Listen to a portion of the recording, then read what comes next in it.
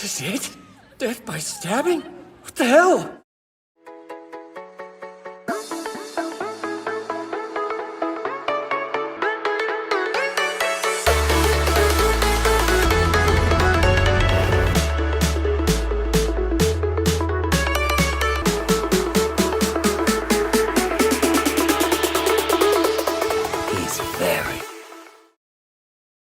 That Time I Got Reincarnated as a Slime or Tensura, in short, follows a 37-year-old man, Satoru Mikami, who is a typical corporate worker.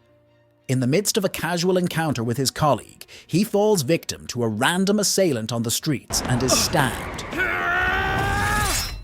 As he loses consciousness from blood loss, he hears voices in his mind reciting some commands. One day, office worker Satoru Mikami is killed after being stabbed. He awakens in a cave in an unfamiliar fantasy world to discover that he has been reincarnated as a slime, possessing various skills formed from his final thoughts before death. While exploring the cave, gaining new skills along the way with the aid of a great sage residing in his mind, the slime comes across and befriends an ancient dragon named Veldora, who was sealed in the cave centuries ago. The slime, who is given the new name of Rimuru Tempest, helps Veldora to find a way to break his seal by using his predator skill to swallow him inside his body and analyze it from both sides. After gaining more skills from swallowing other creatures, Rimuru finds his way out of the cave. After a group of human adventurers opens the entrance, Rimuru then encounters a group of goblins who ask for his help in protecting them against a group of direwolves. Working together with the goblins, Rimuru battles against the direwolves and kills their leader, forcing them to surrender. Convincing the goblins and direwolves to live together in harmony, Rimuru gives them all names, but then passes out for 3 days due to exhausting his magic. When he wakes up, he discovers the names he had given to the goblins, and direwolves had caused them all to evolve.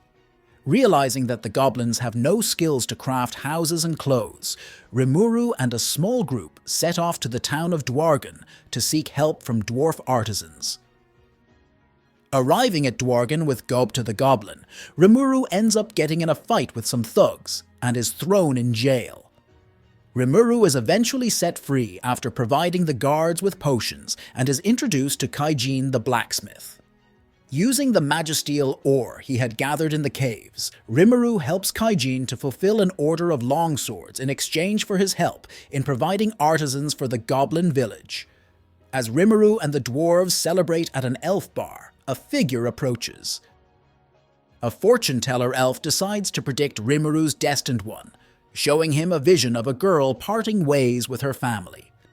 When Vesta, the minister who ordered the swords, arrives and insults Rimuru, Kaijin punches him in anger, resulting in both him, Rimuru, and the other dwarves getting arrested and put on trial. During the trial, the hero king Gazel Dwargo, who has a history with Kaijin, exiles him and his men, who join Rimuru as his team of artisans. After also exiling Vesta for his dishonest actions, Gazel, noticing Rimuru's connections with Veldora, dispatches a ninja to follow him. When the group of adventurers who discovered Veldora's disappearance from the cave, Eren, Kaval, and Guido, are ordered by a guildmaster to investigate the forest, a masked girl named Shizu asks to join them. When they run into trouble, they are rescued by Rimuru, who recognizes Shizu from the elf's vision. As Shizu reveals, she was summoned to this world from Japan during the war. Rimuru shares some of his memories of a modern, peaceful Japan. What Rimuru doesn't know, however, is that Shizu's summoner, the demon king Leon Cromwell, has made her the vessel of the fire spirit Ifrit. Shizu recalls the anguish she felt when the Ifrit inside her killed her friend after considering her an enemy.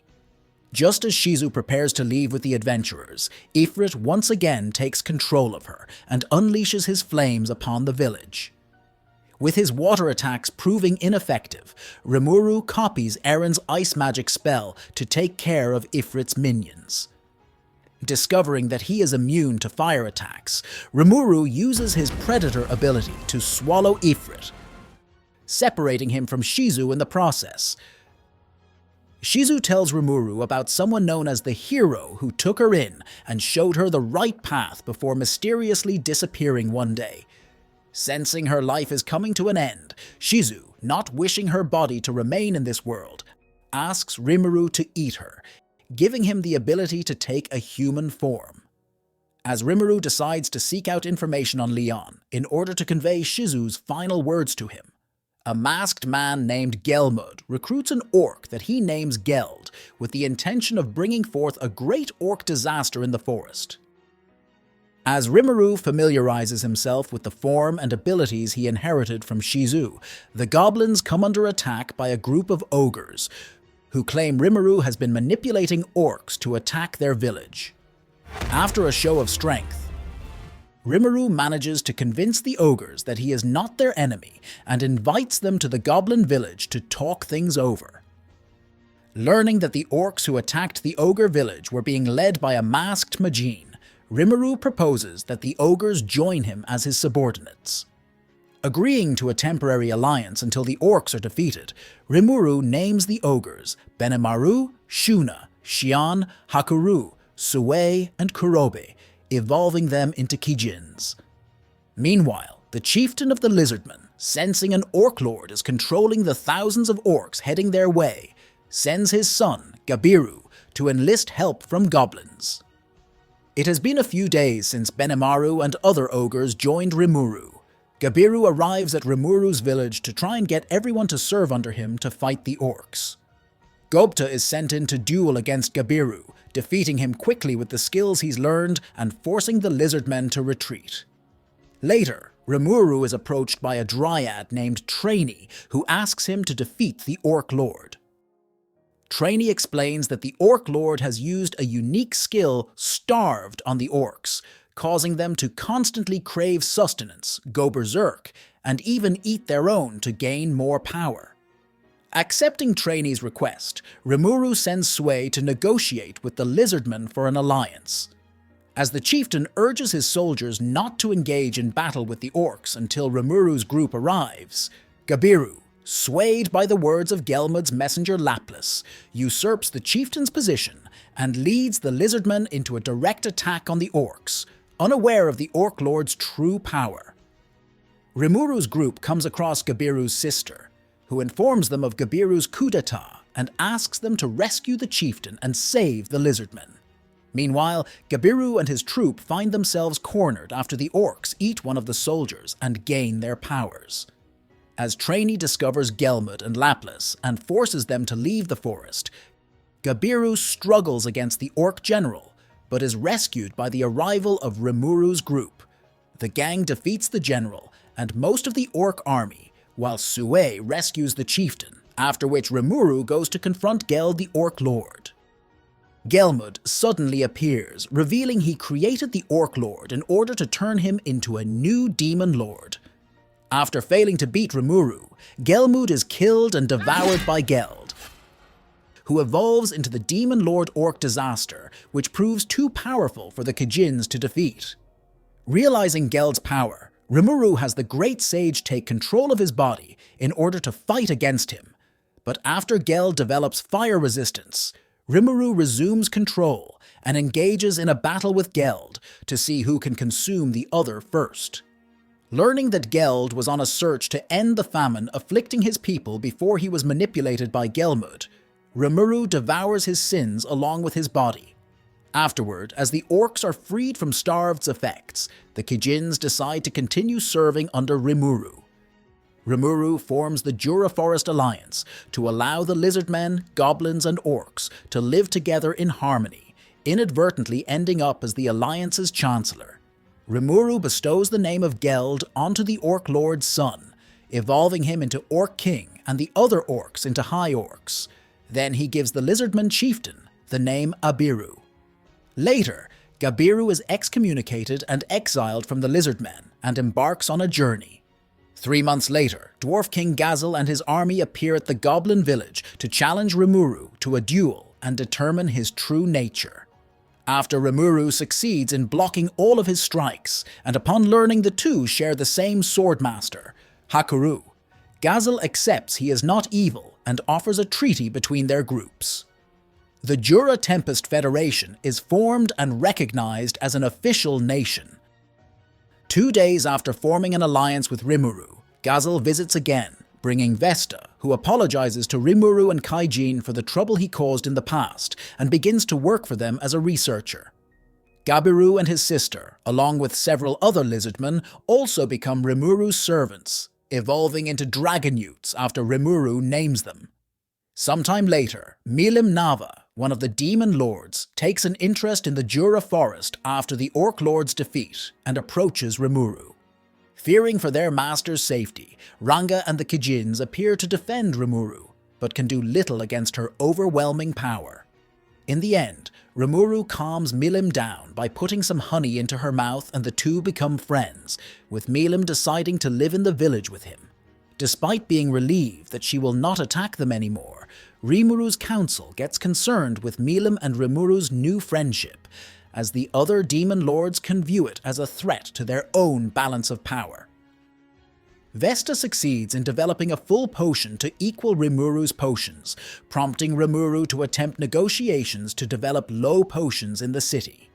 Just then, Phobio, beastkeeper of the demon Lord Carrion, comes to Tempest with the intent of taking it over, but is promptly dealt with by Milim before Rimuru resolves things peacefully, offering Milim a new weapon in exchange for information. Later, the Border Survey Corps led by a man named Yuum joined Eren's party and come to Tempest, where Rimuru asks them to take credit for defeating the Orc Lord. Meanwhile, the Demon Lord Clayman takes an interest in a powerful beast known as Charybdis and sends Tear the Harlequin to investigate. While Phobio fumes over his humiliation at Milim's hands, Tear and Footman, two of Clayman's Harlequin, approach and convinces him to become a Demon Lord himself, so he can get revenge on Milim. All he must do is let Charybdis possess his body and maintain control. Phobio breaks the seal on Charybdis. Tyr reveals she was under orders to revive Charybdis and send it Milim's way. Trainee's sister, Tria, warns Rimuru of the revival. Born from a cloud of Veldora's magicules, Charybdis is the mindless ruler of the skies, focused only on destruction. It has summoned 13 Megalodon from the spirit world to aid in its rampage and is heading to Jura. Rimuru and the Dwargon Empire prepare for battle. Assisted by 100 Pegasus Knights from Dwargon, Rimuru's forces destroy the Megalodons and attempt to destroy Charybdis with a full-scale attack, but fail. Rimuru then battles Charybdis himself, only to discover it is possessing Phobio and its true target is Milim. By Rimuru's request, Milim defeats Charybdis while sparing Phobio's life. After the battle, Phobio apologizes for all the trouble he caused, and his master, the Demon Lord Carrion, establishes a non-aggression pact with Tempest. Rimuru and the others finally discover that all the troubles they had faced recently were caused by Clayman's Harlequin. The city celebrates its victory with a filleted megalodon. That night, Rimuru has a dream about Shizu's regret over not being able to help her students, 5 children brought into this world. Rimuru goes to the kingdom of Ingracia with Ranga to see them. There, he meets Yuuki Kagurazaka, the grandmaster in charge of the children, a teenager himself.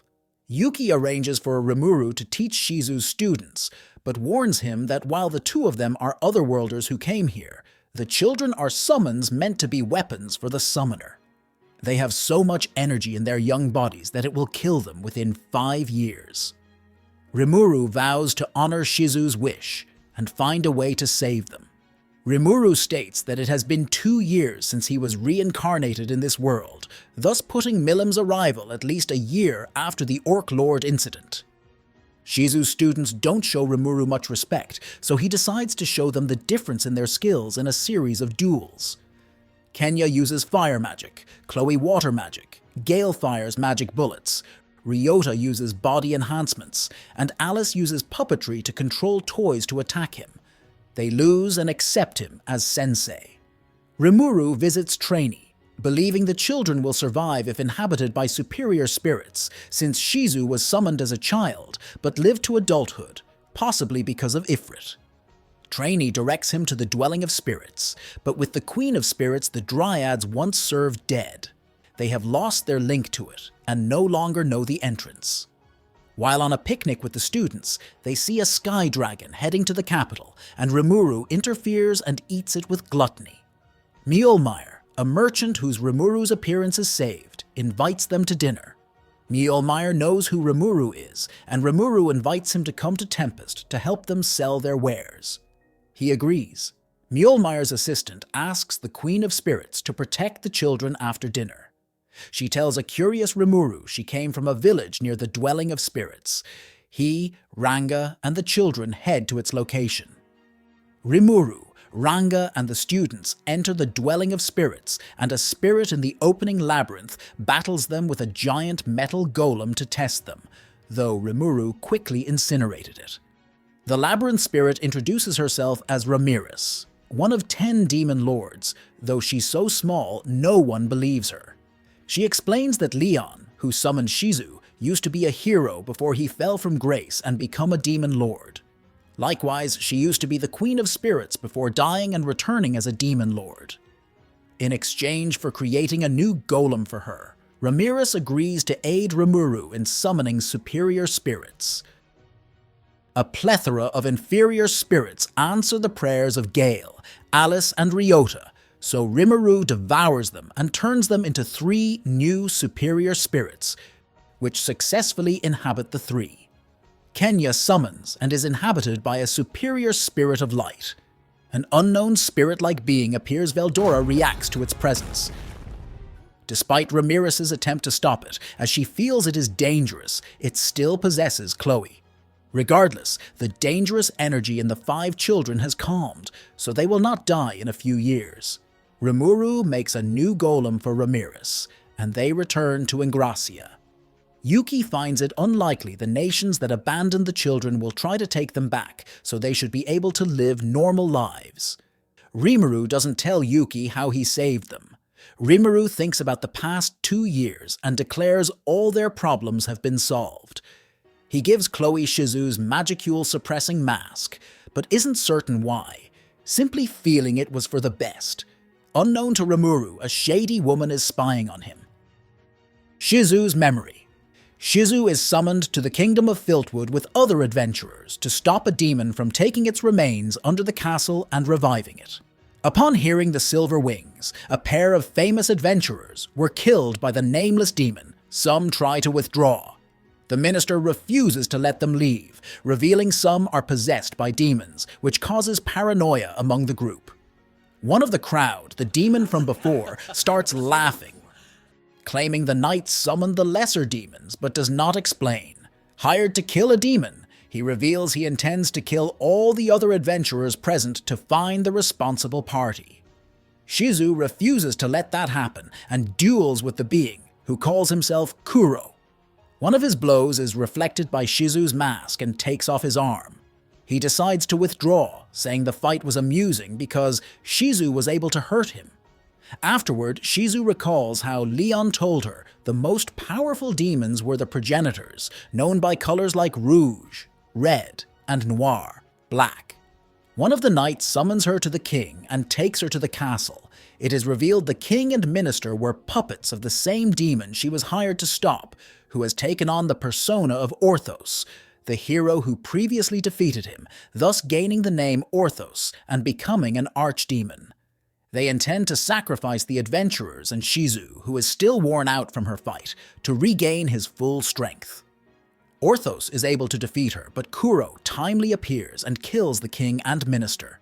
He reveals he was summoned by the dying Silver Wings to avenge them and kept his promises. He scolds Orthos for being overconfident despite being dependent on Rouge and destroys his soul. Officially, the king and minister were killed by Kuro, who Shizu then defeated. As long as they keep their stories straight, Kuro says he has no reason to target Shizu before leaving. In the post-credits, Kuro observes Rimuru through a scrying glass and declares that next time Rimuru will lead him to the truth of this world. And with this, the season 1 of That Time I Got Reincarnated as a Slime ends. I really enjoyed this series a lot, which you might already know from my review. If you have watched the first season and thinking about watching second season, then go for it. The action of second season is very good with some good character development. I will also upload the recap season 2, so subscribe the channel to stay updated.